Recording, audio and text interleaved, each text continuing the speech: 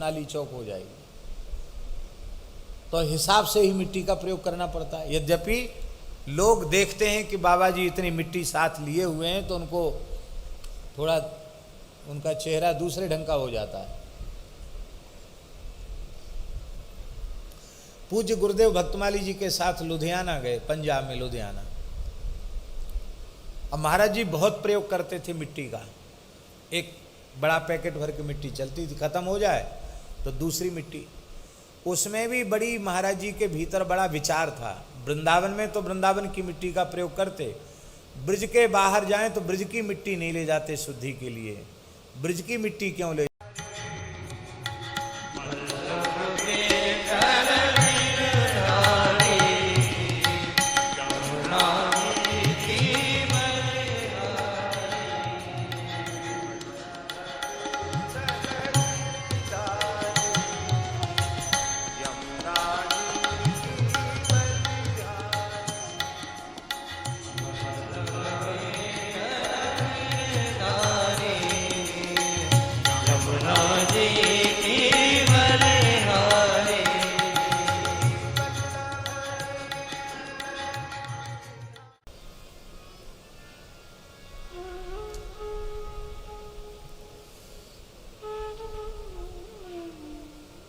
जितने भी साधन हैं वो वर्तमान की विकट परिस्थिति में सविधि उनका अनुष्ठान संभव नहीं है। कहीं न कहीं त्रुटि हो जाएगी, होती ही है। हम एक उदाहरण देते हैं। सबसे पहले शौचाचार है।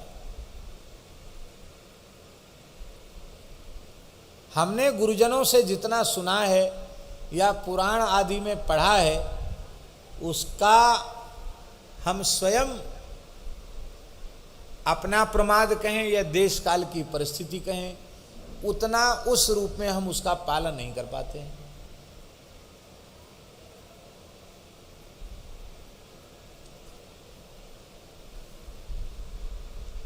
धर्मशास्त्र के अनुसार तो शौचालय में मल त्याग नहीं करना चाहिए। उसमें जल होता है, जल में मल त्याग होगा, जल में मूत्र का त्याग होगा। परिस्थिति ऐसी है, वहीं शौचालय है, वहीं स्नान है। पवित्रता कहाँ से आई? यहां तो आप चलो व्यवस्था बना लो, बाहर जाओगे तो क्या करोगे? हम साथ मिट्टी रखते हैं, मिट्टी से शुद्धि करते हैं, लेकिन जितनी मिट्टी से शुद्धि का विधान है उतनी मिट्टी का प्रयोग करने लग जाएं तो जिसके घर में रुकेंगे उसके सब मकान तोड़ना पड़ेगा। क्यों? सब उसकी जो भीतर अंडरग्राउंड फिटिंग है सब नल वल चौक हो जाएंगे, सब नाली चौक हो जाएगी। तो हिसाब से ही मिट्टी का प्रयोग करना पड़ता है। यद्यपि लोग देखते हैं कि बाबा जी इतनी मिट्टी साथ लिए हुए हैं तो उनको थोड़ा उनका चेहरा दूसरे ढंग का हो जाता है। पूज्य गुरुदेव भक्तमाली जी के साथ लुधियाना गए, पंजाब में लुधियाना। अब महाराज जी बहुत प्रयोग करते थे मिट्टी का। एक बड़ा पैकेट भर के मिट्टी चलती थी, खत्म हो जाए तो दूसरी मिट्टी। उसमें भी बड़ी महाराज जी के भीतर बड़ा विचार था। वृंदावन में तो वृंदावन की मिट्टी का प्रयोग करते, ब्रज के बाहर जाएं तो ब्रज की मिट्टी नहीं ले जाते शुद्धि के लिए। ब्रज की मिट्टी क्यों ले जाते? बाहर की मिट्टी लेते थे महाराज जी शुद्धि में। पहले की बात है, पुरानी। ये बात सन 1984 की। तो एक इतना पैकेट था, उसमें मिट्टी भरी हुई थी। तो जिस भगत का घर था हाथ जोड़ के बोला, महाराज मकान तोड़ना पड़ेगा।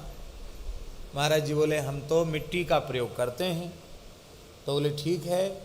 वो बाल्टी लेके नौकर आता था, उस बाल्टी में मिट्टी से शुद्धि मतलब ऊपर से जल डालते, बाल्टी से उस मिट्टी वाले पानी को बाल्टी में भरते और उसको बाहर रोड पे फेंकने जाते। ये हमने आंखों से देखा है। महाराज इसमें तो सावन ही लगेगा, इतनी पतली नाली है, सब चौक हो जाएगा, मकान खराब हो जाएगा।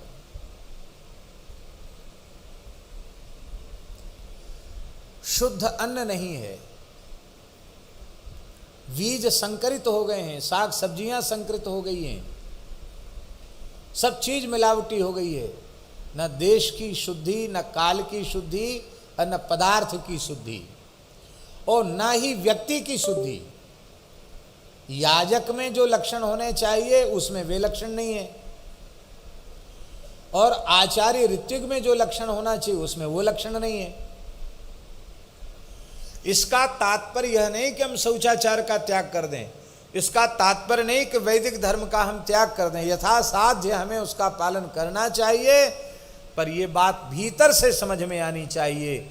यह सब करते हुए भी हमारा किया हुआ सफल तब होगा, सार्थक तब होगा जब निरंतर भगवान की स्मृति बनी रहेगी। मूल में यदि भगवान की विस्मृति हो गई तो यह क्रिया कर्म केवल तुम्हारा कल्याण नहीं कर पावेगा, अधिक से अधिक स्वर्ग की प्राप्ति होगी, और स्वर्ग की प्राप्ति उसका बहुत कोई विशेष महत्व ज्ञानियों की दृष्टि में नहीं है।